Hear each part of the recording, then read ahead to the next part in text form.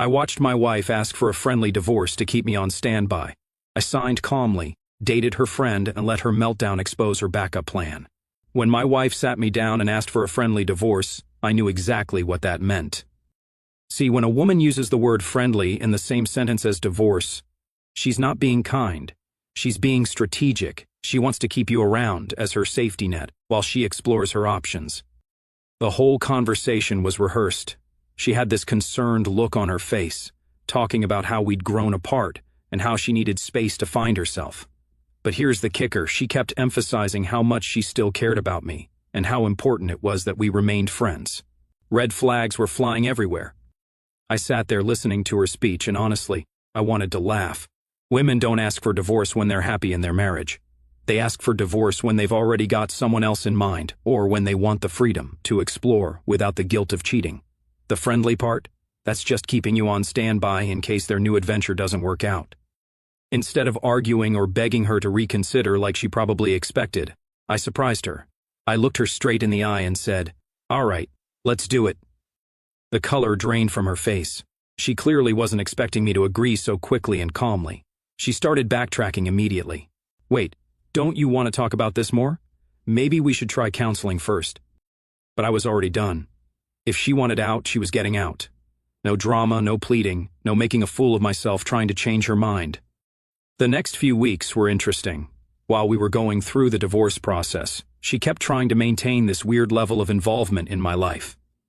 She'd text me about random things, suggest we grab coffee to talk through things, and even offered to help me find a new place to live. Each time, I kept my responses short and focused only on the divorce paperwork. What really got to her was my attitude. I wasn't devastated. I wasn't falling apart. I was handling the divorce like a business transaction, which is exactly what it was. She'd make these comments like, "You seem really okay with all this," fishing for some kind of emotional reaction, but I refused to give her the satisfaction. The truth is, her request for a friendly divorce told me everything I needed to know about who she really was. She wanted to have her cake and eat it too. She wanted the freedom to do whatever she wanted while keeping me emotionally invested and available. That's not friendship. That's manipulation. By the time we signed the papers, she was visibly frustrated with how smoothly everything had gone. She kept looking at me like she was waiting for me to break down or beg her to come back. But I just signed my name, shook the lawyer's hand, and walked out. No drama, no scene, no giving her the emotional chaos she was probably expecting. The divorce was finalized within 6 weeks, clean, simple, and exactly as friendly as she wanted it to be. But what she didn't realize was that I had my own definition of friendly, and it didn't include staying in touch with someone who had just shown me exactly how little our marriage meant to her. 2 weeks after the divorce was finalized, I decided to actually move forward with my life. While my ex-wife was busy posting cryptic social media updates about new beginnings and finding herself, I was focused on something much more concrete. There was this woman who had been part of our social circle for years. She was one of my ex-wife's friends, but we'd always had good conversations whenever we were at the same gatherings. During the marriage, I'd noticed she paid attention to things my wife never did. She'd remember details about my work, ask thoughtful questions, and actually listen to the answers. I reached out to her about a week after everything was settled. Nothing dramatic, just a simple text asking if she wanted to grab coffee and catch up. Her response came back within minutes, and she seemed genuinely excited to hear from me. When we met up, the conversation flowed naturally.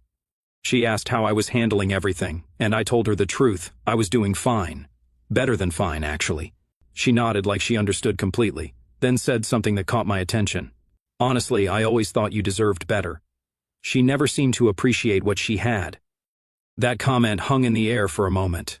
Here was someone who had watched my marriage from the outside, and she'd seen what I'd been dealing with. She went on to explain how she'd noticed the way my ex-wife would dismiss me in conversations, or how she'd flirt with other guys at parties while I was standing right there. We started meeting regularly after that. Coffee dates turned into dinner, and dinner turned into long conversations that lasted well into the evening.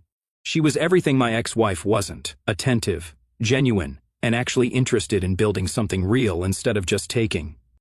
Meanwhile, my phone kept buzzing with messages from my ex-wife. She'd text me random things throughout the day. "How are you doing?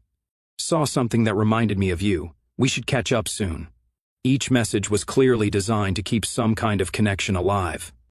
I kept my responses minimal, one-word answers, long delays between replies, and absolutely no encouragement for her to keep reaching out.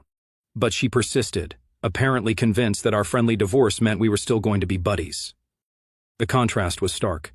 Here I was having genuine conversations with someone who actually valued my company, while my ex-wife was trying to maintain some weird pseudo-relationship through text messages. She'd suggest meeting up for lunch to talk as friends, but I could see right through it. After about 3 weeks of this, the woman I'd been seeing brought up something interesting. She mentioned that my ex-wife had been asking mutual friends about what I was up to and who I'd been spending time with. Apparently, she was getting frustrated that I wasn't sharing details about my life with her anymore. That's when I realized she was starting to panic. The friendly divorce was supposed to keep me accessible while she did whatever she wanted. But instead of sitting around waiting for her crumbs of attention, I was building something real with someone who actually wanted to be there. The woman I was seeing understood the situation completely. She'd watched my ex-wife's behavior during the marriage, and she wasn't surprised by any of this. She also made it clear that she had no intention of hiding our connection out of some misguided loyalty to my ex-wife. By the end of the month, we had developed something genuine. She was smart, funny, and refreshingly direct about what she wanted. When I was with her, I remembered what it felt like to be with someone who actually chose to be there, not someone who was just keeping me around as a backup plan. By the 5th week after my divorce, things with her had become serious. We weren't just casually dating anymore. We were building something real. She'd practically moved into my place, and honestly, it felt more like home than my house had in years with my ex-wife. The difference was night and day. She'd cook dinner without being asked, remember things I mentioned in passing, and actually show interest in my day beyond just the surface level. When I came home, she was excited to see me, not because she needed something, but because she genuinely enjoyed my company. We decided it was time to stop being discreet about our relationship. Why should we hide when we weren't doing anything wrong? I was divorced, she was single, and we were both adults making choices about our own lives. The first public appearance was at a local restaurant where we knew we'd run into people from our social circle. She looked incredible, and more importantly, she looked happy to be there with me. We held hands walking in, sat close during dinner, and acted like the couple we'd become. Word traveled fast. By the next day, I was getting calls and messages from mutual friends. Most were supportive, but a few seemed uncomfortable with the situation. Apparently, my ex-wife had been telling people that we were still working through things and maintaining a friendship. That's when I learned something interesting. Through one of our mutual friends, I found out that my ex-wife had been busy during our month apart.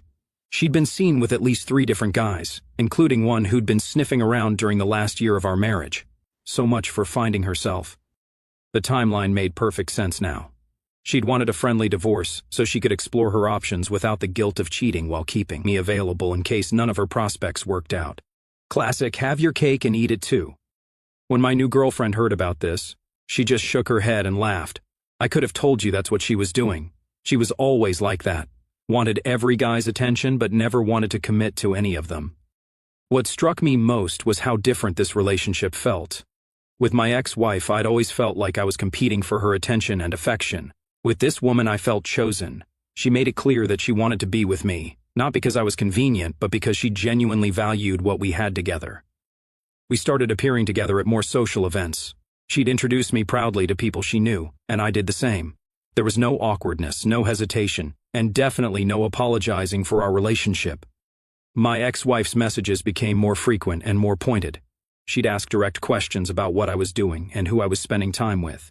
When I didn't provide details, she'd try different angles. I heard you were at that new restaurant downtown. How was it? Obviously fishing for information.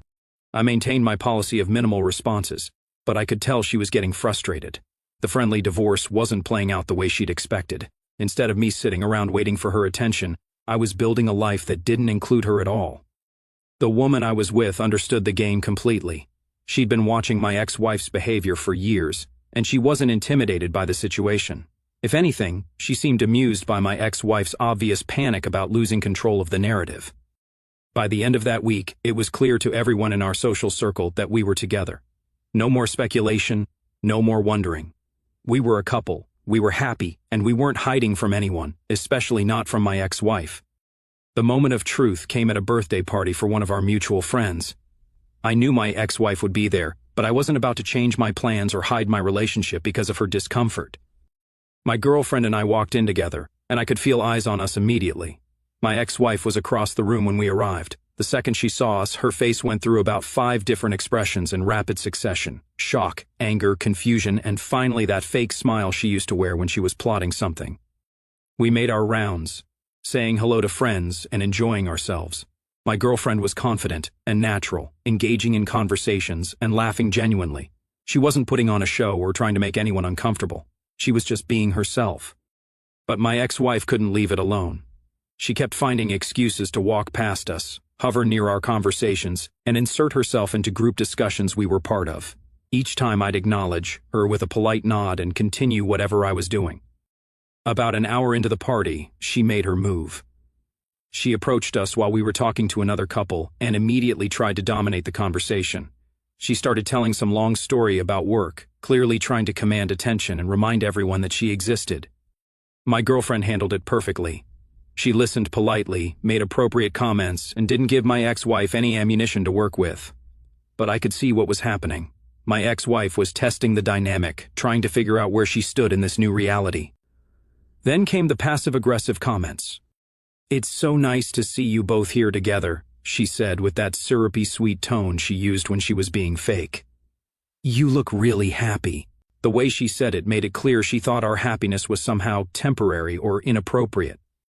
I responded with equal politeness, but zero warmth. "Thanks, we are." Short, direct, and offering no opening for further conversation. Throughout the evening, she kept circling back to us. She'd join conversations we were having, laugh a little too loudly at things other people said, and generally make herself the center of attention whenever possible. It was like watching someone desperately trying to prove they were still relevant. The most telling moment came when my girlfriend excused herself to use the restroom. My ex-wife immediately swooped in, clearly thinking this was her chance for a private conversation. "So, this is interesting," she said, trying to sound casual but failing completely. "I didn't expect to see you two here together." I looked at her directly and kept my voice level. "Why wouldn't we be here together? We're dating." She seemed taken aback by my directness. "I just thought maybe you'd give me a heads up or something. You know, since we agreed to stay friends." That's when I realized she still thought she had some kind of say in my life. "I don't need to give you updates about who I'm dating. We're divorced, remember?" Before she could respond, my girlfriend returned and smoothly rejoined the conversation. My ex-wife's expression shifted again, this time to barely concealed frustration. She'd expected some kind of awkward triangle dynamic, but instead she was clearly the third wheel. The rest of the evening followed the same pattern. My ex-wife would hover, try to insert herself, and generally make it obvious that she was uncomfortable with the new reality. Meanwhile, my girlfriend and I enjoyed ourselves, completely unbothered by her presence. As we were leaving, I caught my ex-wife staring at us from across the room. She had this look on her face like she was trying to solve a puzzle she couldn't figure out. The friendly divorce had given her the freedom she wanted, but it had also given me the same freedom, and she clearly hadn't anticipated that I'd use it so effectively. The explosion happened at another social gathering 2 weeks later. This time, it was a casual outdoor barbecue at a friend's house. My girlfriend and I arrived together, as had become our routine, and we were having a great time mingling with friends. My ex-wife showed up about an hour after us, and I could tell immediately that she was in a different mood than last time. She looked agitated, kept checking her phone, and was drinking more than usual. She'd clearly been stewing about seeing us together at the previous party. For the first hour, she maintained some semblance of civility, but I could feel the tension building. She kept shooting glances in our direction, and whenever someone complimented my girlfriend or mentioned how happy we looked together, her jaw would tighten visibly. The breaking point came when my girlfriend and I were talking with a small group near the pool. We were laughing about something, and I had my arm around her waist. It was a completely natural, comfortable moment between two people who genuinely enjoyed each other's company. Suddenly, my ex-wife stormed over and inserted herself directly into our conversation circle. "This is ridiculous," she announced loudly, causing several nearby conversations to stop. Everyone turned to look at her, clearly confused by her outburst. My girlfriend and I exchanged a quick glance, but neither of us moved or reacted dramatically. "You two think this is appropriate?" My ex-wife continued, her voice getting louder, flaunting this relationship like some kind of victory lap. The entire party was watching now. I could see people pulling out their phones, clearly anticipating drama. But I kept my voice calm and steady. "What exactly is inappropriate about two single adults dating?" I asked, looking her directly in the eye. That question seemed to break whatever restraint she had left. "Single? We just got divorced and you immediately run off with one of my friends. How is that not a betrayal of everything we agreed on?" My girlfriend stepped slightly closer to me, a subtle show of solidarity, but she let me handle the situation. "We agreed on a friendly divorce," I said, my voice carrying enough volume for everyone to hear clearly. "You wanted your freedom, and I gave it to you. That same freedom applies to me. But we were supposed to remain friends," she practically shouted. I paused for a moment, letting her words hang in the air. Then I delivered the response I'd been saving for exactly this moment. Friends don't ask for divorce so they can explore other options while keeping their ex-husband as a backup plan. You wanted to be free to do whatever you wanted with whoever you wanted. Congratulations. You got exactly what you asked for. The silence that followed was deafening. You could see people processing what I'd just said, connecting the dots about her real motivations for the friendly divorce. She tried to recover, but she was clearly flustered. "That's not... I never said..." "You didn't need to say it," I interrupted. "Your actions over the past month made it perfectly clear. You've been out with multiple guys while texting me about maintaining our friendship. That's not friendship. That's keeping your options open." My girlfriend squeezed my hand supportively, but she didn't need to say anything. Her presence beside me said everything that needed to be said. My ex-wife looked around desperately, probably hoping someone would come to her defense, but everyone was just staring. The truth was out there now, and it wasn't a good look for her. "This isn't over," she said, pointing at me with a shaking finger. I looked at her calmly and delivered the final blow. "Actually, it is. You ended it when you asked for the divorce. Everything that's happened since then has been your choice. Own it." She stormed off, grabbing her purse and leaving the party without saying goodbye to anyone. The crowd slowly dispersed, but I could hear the murmurs starting already. By tomorrow, everyone in our social circle would know exactly what had happened and why. The day after the barbecue incident, I made a series of decisions that would permanently close the door on my past. My ex-wife's public meltdown had shown me exactly who she really was, and I was done pretending that her version of friendship was worth maintaining. First, I blocked her number and all her social media accounts. No more random texts about checking in or fishing for information about my life. If she wanted to communicate about something truly necessary, she could go through my lawyer. Next, I went through my contact list and removed anyone who had been playing both sides. There were several mutual friends who had been feeding information back to her while pretending to support me. They thought they were being diplomatic, but they were actually enabling her manipulative behavior. My girlfriend supported every decision I made. She'd watched the whole drama unfold and understood that maintaining any connection with my ex-wife would be toxic for our relationship and my own peace of mind. Within a week, I noticed how much quieter my phone had become. No more desperate messages trying to pull me back into my ex-wife's orbit. No more updates from friends about what she was saying or doing. It was remarkably peaceful. But the most significant decision came when my girlfriend and I started talking about relocating. She had been offered a promotion that would require moving to another state, and frankly, the idea of starting completely fresh somewhere new appealed to both of us. We'd been together for almost 2 months by then, and our relationship had moved beyond just dating. We were talking about building a real future together, something that felt impossible while staying in the same town where my failed marriage had played out. The move would put us 3 states away from all the drama. My ex-wife could continue her pattern of chasing temporary validation from different guys, but she'd have to do it without any possibility of dragging me back into her chaos. 2 weeks before we were scheduled to move, I ran into one of our former mutual friends at the grocery store. He seemed uncomfortable, but eventually told me that my ex-wife had been asking everyone about my plans and whether I was really leaving town. Apparently, she'd finally realized that her safety net was disappearing permanently. The friendly divorce had backfired spectacularly. Instead of keeping me available while she explored her options, she'd pushed me into the arms of someone who actually valued what I brought to the table. He also mentioned that she'd been struggling with the guy she'd been dating.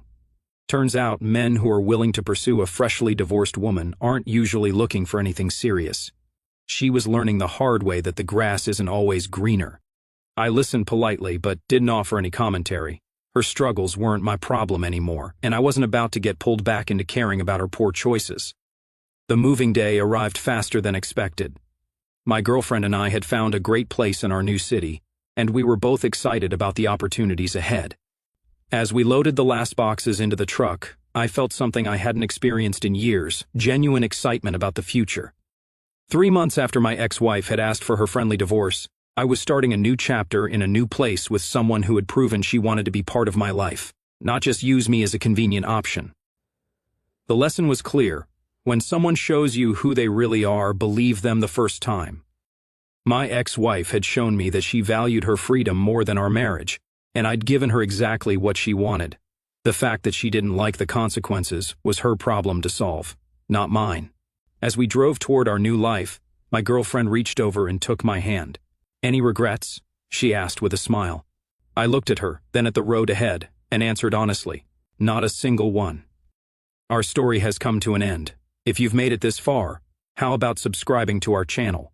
It helps us immensely. I've selected 2 other videos for you that I'm sure you'll enjoy. Feel free to click on them. I'll be waiting for you in the next story. 6 months have passed since the moving truck pulled away from that old house for the last time. We're settled now in a quiet neighborhood 3 states away, in a home that actually feels like ours from day one. The walls are still half empty, waiting for new memories instead of old ghosts. Some mornings I wake up and it takes a second to remember that the silence in the house isn't tension anymore, it's peace.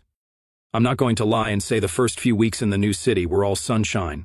There were nights when the adrenaline finally wore off and the full weight of everything hit me. The betrayal, the wasted years, the public humiliation, the realization that someone I loved had been playing a long game I never even knew we were in. I'd sit on the back porch with a beer and just stare at the skyline until my girlfriend, now my fiancée, came out, wrapped a blanket around my shoulders, and sat beside me without saying a word.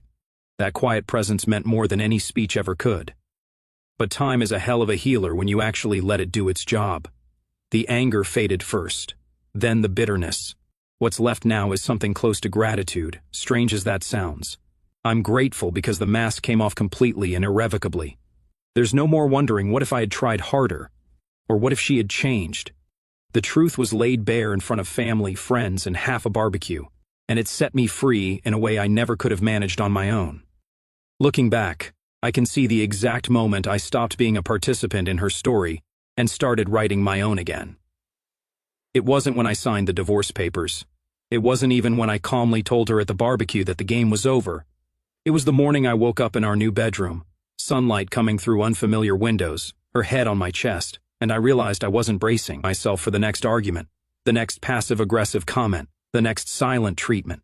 I was just resting. That was the first day I breathed all the way down to the bottom of my lungs in years. People keep asking me how I won so decisively. The truth is, I didn't win anything that belonged to her. I just refused to lose anything else that belonged to me, my peace, my dignity, my future. The real victory wasn't watching her plan collapse. The real victory was discovering that I didn't need her collapse to feel whole again. So here's what I've learned, and here's what I want every man and woman watching this to take to heart. When someone tells you they want a friendly divorce, understand the subtext. They're not asking for kindness. They're asking for control without accountability. They want the freedom to swing from branch to branch, while you remain the sturdy tree they can always climb back to if they slip. The moment you hear the word friendly attached to ending a marriage, translate it in your head to convenient for me, costly for you. Act accordingly. 2. Never, ever beg someone to stay who has 1 foot out the door. The moment you drop to your knees, you hand them the exact power they were hoping to take.